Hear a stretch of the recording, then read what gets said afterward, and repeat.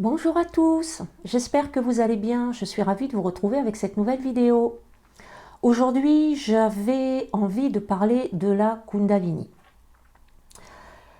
Plus précisément des montées de Kundalini. Il y a quelque temps, une personne m'a demandé son avis sur la Kundalini. Elle disait que ça pouvait faire peur de ne pas réussir à rejoindre la Kundalini avant la fin de l'incarnation. Alors moi j'entends par là, quand elle dit rejoindre la Kundalini, c'est-à-dire éveiller sa Kundalini pour être dans cette énergie d'amour. Et j'ai trouvé ça intéressant et je me suis dit que en faire une vidéo ça serait pas mal, puisque ça pourrait également répondre à ces personnes qui se posent la même question. Déjà, qu'est-ce que la Kundalini? Alors, c'est l'énergie divine, c'est cette force de vie, cette puissance d'amour que chaque individu a en lui. Cette Kundalini sommeille en chacun de nous. Elle est représentée par un serpent qui se trouve à la base de la colonne vertébrale. Il est enroulé 3 fois et demi. Et il se trouve donc dans le premier chakra de base, le chakra Muladhara. Quand cette Kundalini s'éveille, elle monte par le canal central, le canal Sushumna, qui est un nadi. Nous avons des milliers de nadis dans le corps. Il y en a qui disent 72 000, il y en a qui disent plus de 350 000. En fait, je pense que personne ne sait exactement. Et donc, il y a 3 nadis principaux, Ida, Pingala et Sushumna. Ida se trouve à gauche, elle représente l'énergie féminine, c'est une énergie froide, alors que Pingala se trouve à droite, il représente l'énergie masculine et c'est une énergie chaude. Et puis donc il y a Sushumna qui se trouve au milieu. Mais ce n'est pas tout à fait juste. En fait, Ida et Pingala ne sont pas forcément à gauche ou à droite. Ida part à gauche et Pingala part à droite, mais ce sont des nadis qui se croisent au niveau des chakras principaux. Ce qui fait que ces 2 nadis se trouvent aussi bien à gauche qu'à droite. Quand donc cette montée de Kundalini se fait, elle passe par le canal Sushumna qui se trouve au niveau de la colonne vertébrale. C'est pour ça que les personnes qui font des montées de Kundalini rapportent que quand cette énergie s'éveille, ils ressentent une forte chaleur au niveau de la colonne vertébrale et des picotements. Ils ont aussi, ou ils peuvent, c'est pas obligatoire quand on fait une montée de Kundalini, mais ils peuvent avoir des visions et ils ressentent une puissante énergie vitale, comme une explosion. Alors il y a des personnes qui font des montées de Kundalini brutales sans même l'avoir recherché. Et c'est souvent dans ces conditions que cet éveil, cette montée de Kundalini est mal vécue, puisque les personnes ne savent pas ce qui leur arrive. C'est après qu'elles commencent à faire des recherches pour mettre un nom sur l'expérience qu'elles ont vécue. Et souvent, les symptômes qui suivent cette montée de Kundalini est un dérèglement au niveau des émotions, au niveau psychologique. C'est apparemment compliqué. Et elles ressentent aussi d'importantes douleurs dans tout le corps. Il y a aussi des personnes qui font monter leur Kundalini volontairement, qui recherchent ça. Et elles le font par ce qu'on appelle des kriyas. Alors les kriyas ne sont pas utilisés seulement pour faire monter la kundalini. En yoga, les kriyas sont utilisés pour purifier le corps. Mais des personnes font des kriyas pour faire monter leur kundalini. Donc pour faire monter cette kundalini, il y a des postures de yoga, il y a des techniques de respiration, il y a de la visualisation, des méditations. Il y en a aussi qui utilisent des mudras. Il y a tout un panel de techniques qui existent pour faire monter la kundalini. Et puis il y a les personnes qui font monter leur kundalini doucement, avec le temps. Et ces personnes-là se font accompagner par un gourou. Alors, il y a rien de péjoratif quand je dis gourou. Souvent, quand on dit gourou, tout de suite, on va mettre une étiquette négative dessus. Un gourou en sanskrit, ça veut dire un enseignant, un maître spirituel.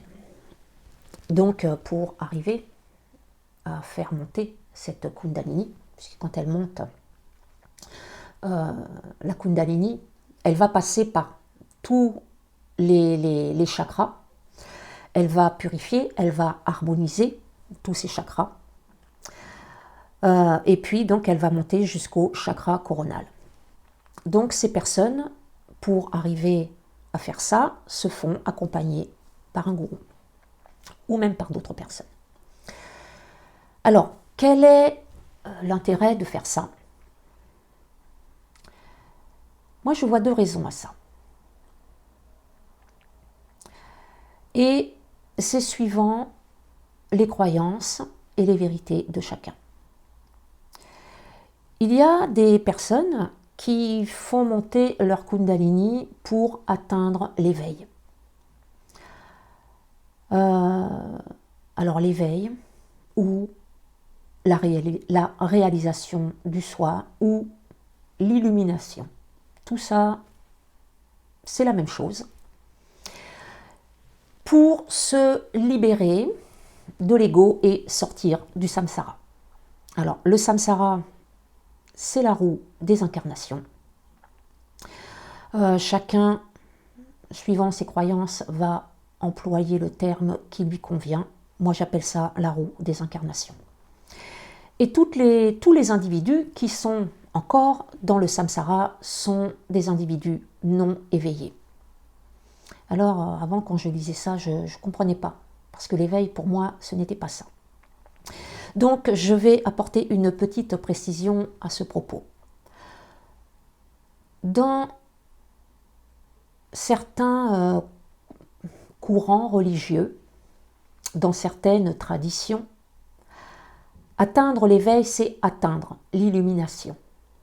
Alors que dans des courants plus récents, je vais dire, l'éveil, c'est simplement prendre conscience de notre véritable nature.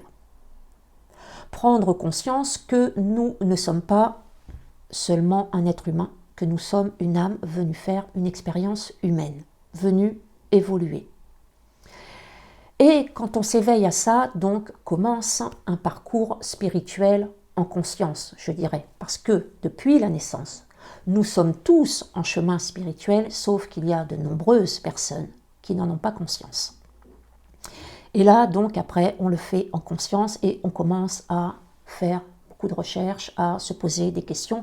Et la première va être mais qu'est-ce que je fais là, en fait? Pourquoi je suis là? Quelle est ma mission de vie? Les questions principales qu'on peut se poser quand on s'éveille à la spiritualité. Donc vous voyez qu'on a vraiment deux interprétations totalement différentes de l'éveil, et c'est suivant donc les courants religieux, les traditions, les croyances, les vérités de chacun. Et tout est juste. Il n'y a pas à juger l'un ou l'autre.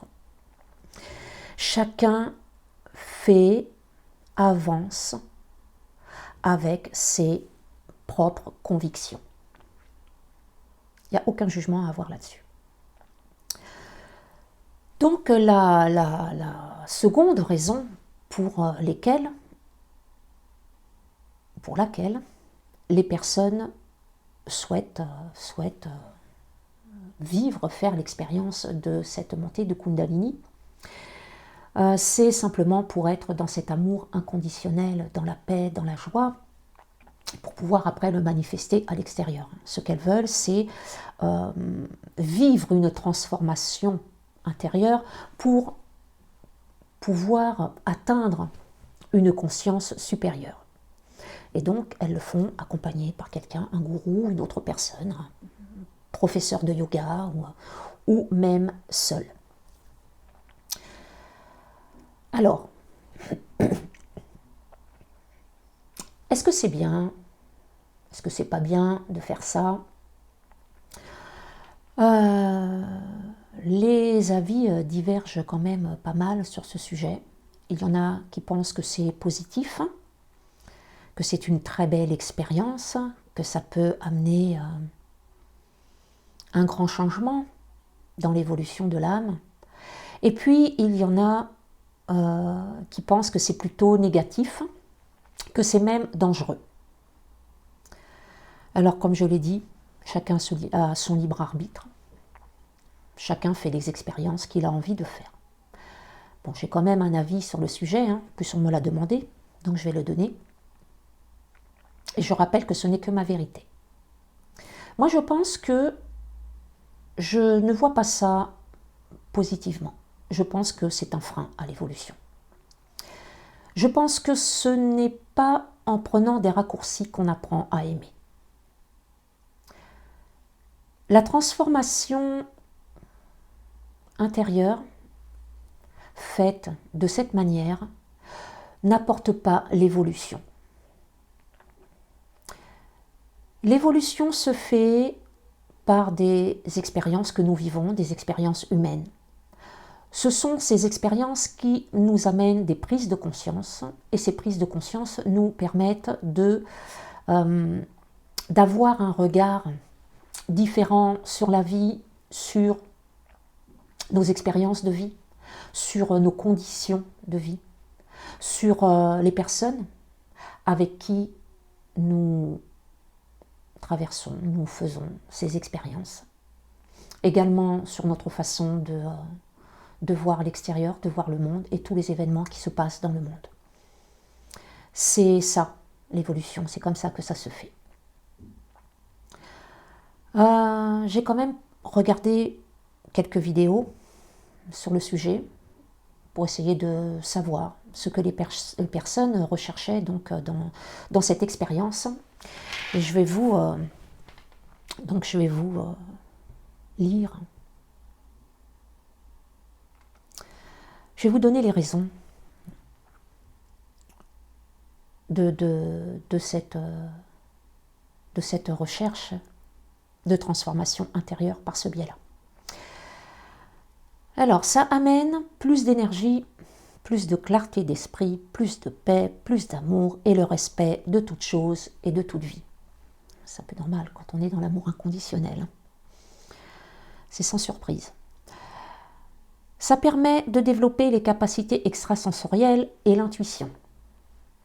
Ça aussi c'est normal puisque quand cette énergie s'éveille et qu'elle ascensionne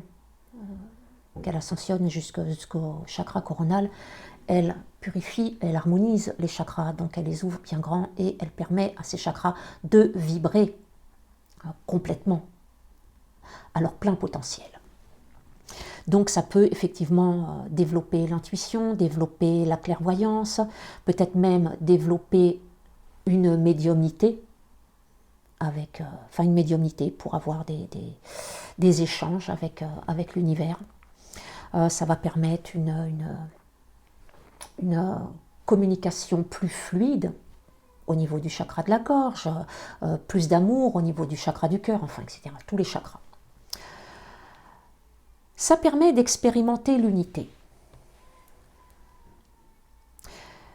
Ça permet d'apporter la joie et la légèreté dans notre vie, ça amène la guérison, ça enlève les blocages énergétiques, ça libère des conditionnements mentaux. Et je vois par là, moi, l'ego et ses limitations. Ça permet de pardonner facilement, ça permet de nettoyer le karma des vies passées. Alors, ça part d'un bon sentiment de vouloir amener tous ces changements intérieurs pour pouvoir atteindre cette conscience supérieure, pour pouvoir être dans l'amour inconditionnel, pour pouvoir vraiment le vivre de l'intérieur, pour être dans cette joie, dans cette légèreté, se libérer de tous ces conditionnements, de ces schémas répétitifs, pardonner plus facilement.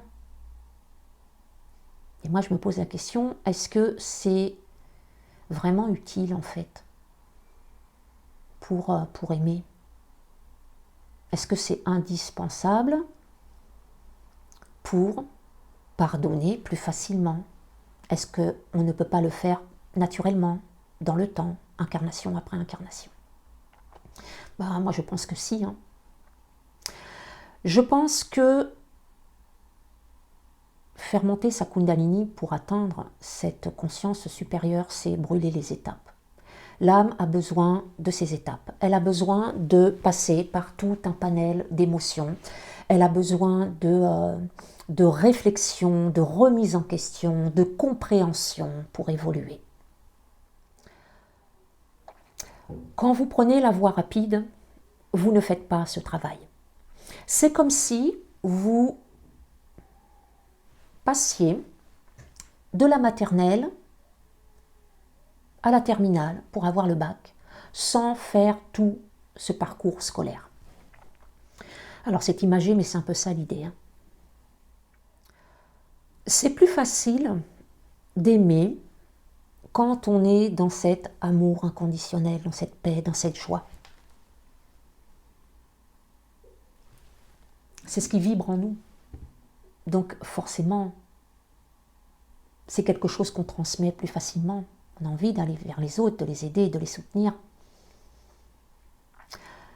Mais aimer à partir de là où on en est, de notre niveau de conscience, là c'est beaucoup plus difficile. Mais en même temps, c'est ça l'évolution. L'ego est à la fois notre frein et notre moteur d'évolution.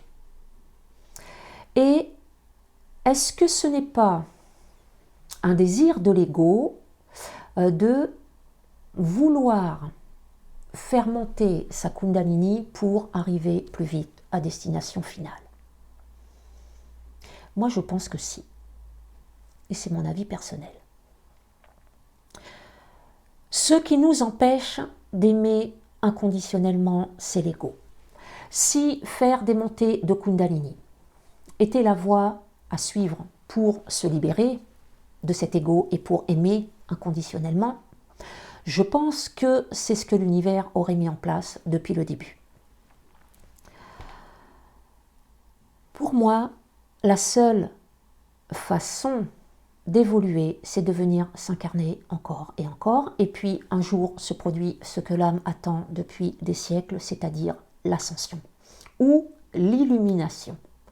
En fait, ce sont des termes différents, mais qui veulent dire la même chose, c'est-à-dire fusionner avec Dieu. Alors, dans l'hindouisme, on appellera ça rejoindre Shiva, mais dans des courants plus récents, plus modernes, comme n'ayons pas peur des mots, puisqu'on nous colle cette étiquette, je dirais dans le... comment ça s'appelle déjà? T'as oublié le nom. Le New Age, voilà. Dans ce courant New Age, on appelle ça l'ascension. La montée de Kundalini peut être une expérience transformatrice dans cette incarnation, mais elle ne sera pas définitivement libératrice. Je vais encore reparler de l'arbre de vie.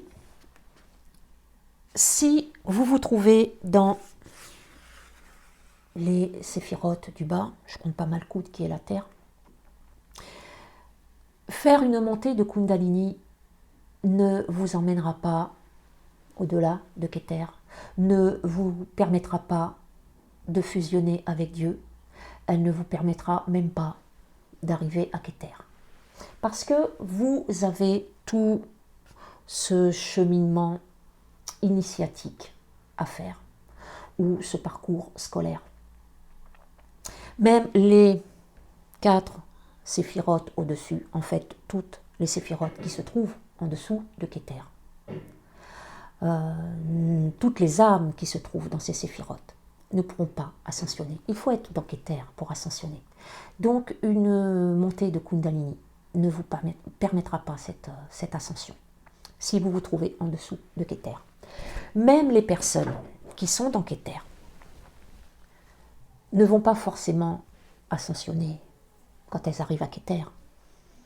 Parce que elles ne savent pas déjà si elles sont dans Keter depuis longtemps, si elles viennent d'arriver dans Keter, si elles ont passé les 8 anges qui se trouvent dans Keter, chaque ange représentant une qualité de Dieu. Pour ascensionner, il faut avoir acquis toutes les qualités de Dieu.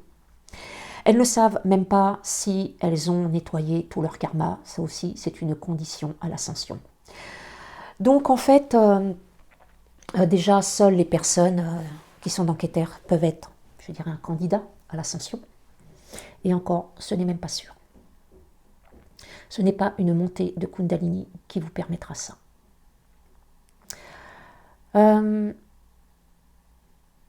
Ce qui veut dire que quand vous allez vous désincarner, quand vous allez repartir, eh bien, vous repartirez dans la séphira qui vous correspond et puis vous reviendrez vous réincarner.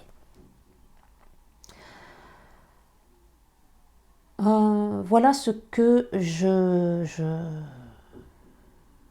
voulais dire. Avant de terminer cette vidéo, je vais quand même ajouter quelques mots sur le karma.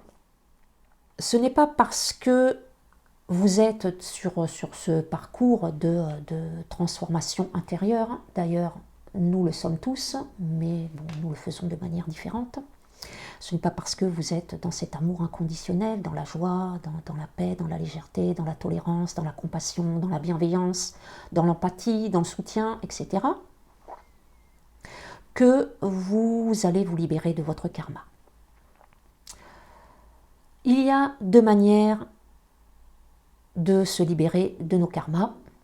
La première, c'est en venant s'incarner et de le vivre au travers d'expériences difficiles, puisque nous recevons des enseignements et donc nous récoltons ce que nous avons semé.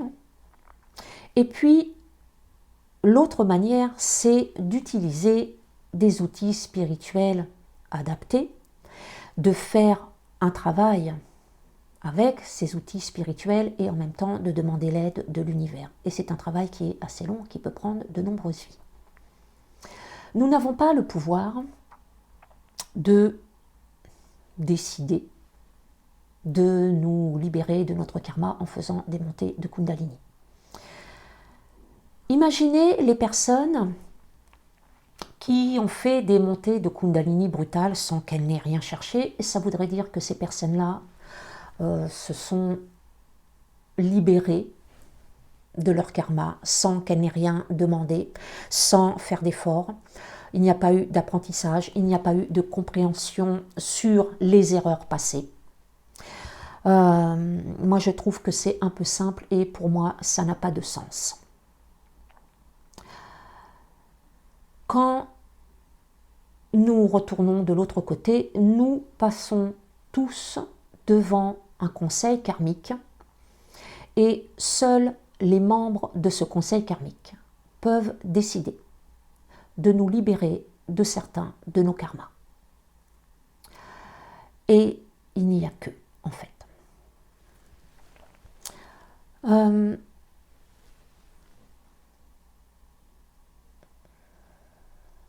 Ce n'est pas parce que vous êtes dans cet amour inconditionnel Donc forcément, à partir de là, vous avez élevé votre conscience. Mais pas de manière naturelle.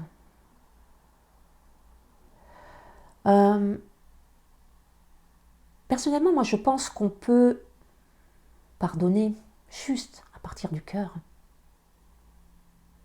C'est là que l'évolution se fait. Quand vous cherchez à faire monter cette Kundalini pour atteindre cet état de conscience élargi, ce n'est pas tellement naturel. Et du coup, je pense que tout le soutien que vous pourrez apporter aux autres, le pardon que vous allez donner, parce que le pardon est un acte d'amour, il y en a beaucoup qui disent qu'on pardonne pour soi, on ne pardonne pas pour l'autre. Et là, c'est une erreur. Parce que le pardon est une force d'amour. Le pardon, pardonner, c'est un acte d'amour. Et vous ne le faites pas que pour vous. N'oubliez pas que nous sommes incarnés pour aimer inconditionnellement. Quand vous pardonnez, vous le pardonnez aussi pour l'autre. Vous libérez l'autre. Également, on ne pardonne pas pour soi. On n'est pas là pour être égoïste. Donc, quand vous réussirez à faire tout ça et à apporter votre soutien et à pardonner, je ne suis pas sûre, en fait, que ce soit pris en compte de l'autre côté. Parce que vous ne l'aurez pas fait, vous n'aurez pas eu ces actes de bienveillance, je dirais, à partir de votre cœur. Vous aurez eu besoin de passer par une expérience pour pouvoir le faire. En fait, vous avez simplement grillé les étapes. Voilà, donc est-ce que je suis dans le vrai ou pas? Je ne sais pas. Moi, c'est ma façon de voir les choses. Je ne pense pas que ce sera pris en compte de l'autre côté. Je ne pense pas que ce soit considéré comme une évolution. Voilà, la seule chose dont vous devez vous préoccuper, ce n'est pas d'éveiller votre Kundalini pour aimer. Vous pouvez très bien aimer à partir du cœur. C'est beaucoup plus long, certes. Ça demande des efforts. L'amour demande des efforts. Demande des remises en question, demande des réflexions, etc. Tout ce que j'ai dit tout à l'heure. La seule préoccupation que vous devez avoir, c'est d'aimer là où vous en êtes et de faire de votre mieux. En fait, c'est ce que vous demandent vos guides, tout simplement. Voilà ce que je voulais dire aujourd'hui à propos de ces montées de Kundalini. Et voilà ma réponse à cette personne également. Je vous laisse. On se retrouve bientôt avec une autre vidéo. Prenez soin de vous. Je vous embrasse bien fort. Ciao!